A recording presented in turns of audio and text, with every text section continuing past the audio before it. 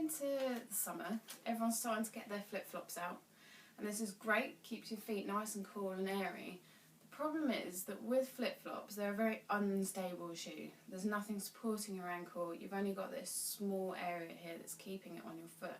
So what people tend to have to do is crunch the toe and grip with the toes in order to create stability and to keep the flip-flop on the foot.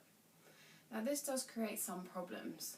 By gripping with the toes, what it does is alters the mechanics of the foot.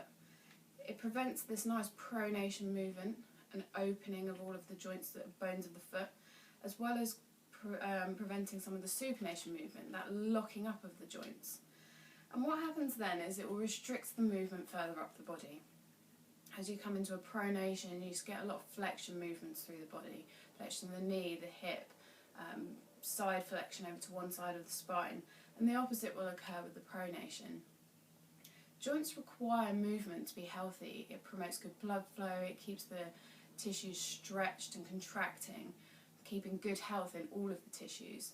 So by gripping the toes and preventing any of that good foot mechanics, what will happen is you'll end up with problems either in the foot itself, where people tend to get that plantar fascia pain, the tightness underneath the foot or through the calves, or you might end up with a problem further up, say like the knee or the hip, where movement is being prevented and you're not getting that healthy mobility that should occur through each of the joints in the gait cycle. So the best thing to do would be to try and find a shoe that supports more of the foot. Rather than having that really small thong area that holds on to the front of the foot, trying to find something that supports not only the front but the ankle as well, and that will prevent the need for you to have to grip the toes in order to keep the shoe onto the foot.